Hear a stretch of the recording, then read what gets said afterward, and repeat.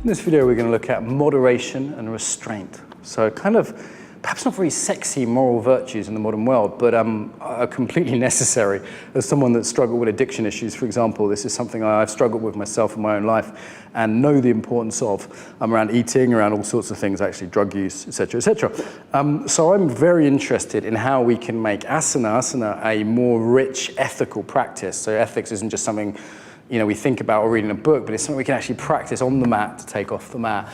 I'm using this as an example because it shows how you can take a very simple posture and practice an ethical principle with it. So let's take a forward bend, a seated forward bend. Very straightforward posture. There's different ways to do it, whatever.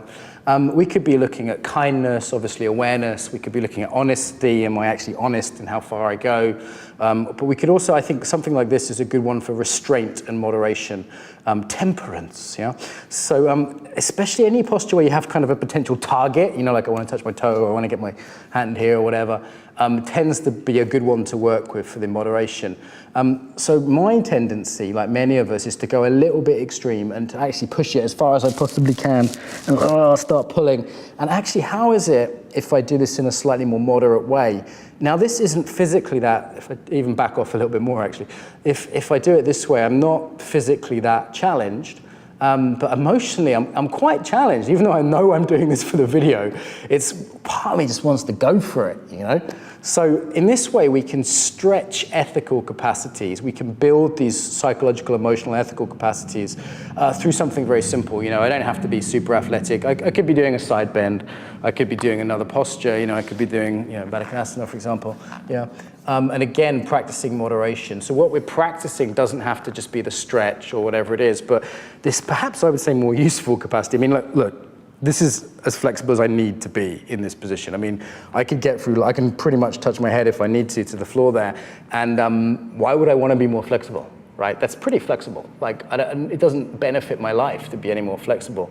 But what would benefit my life would be being more moderate in a lot of areas. So for me, this practicing moderation and backing off and not allowing that grasping, the desire, which is often not talked about in yoga, we tend to talk about aversion more, I think is very, very helpful. So for me, that's the practice there. I could be practicing not showing off. I could be practicing kindness. I could be practicing, pushing myself really hard if I need to do that, kicking my ass, but I don't. What I need to practice is moderation. And, these simple postures where you have kind of a potential aim can be useful for that. So I hope that's an example for you in your practice. Look at the videos on ethics in yoga and how to bring ethics as an active practice into asana, because I think that is sadly missing a lot of the time. And I hope this illustrates as an example as how we can take something quite simple, but use it around a seemingly abstract kind of moral or ethical concept. So yeah, enjoy.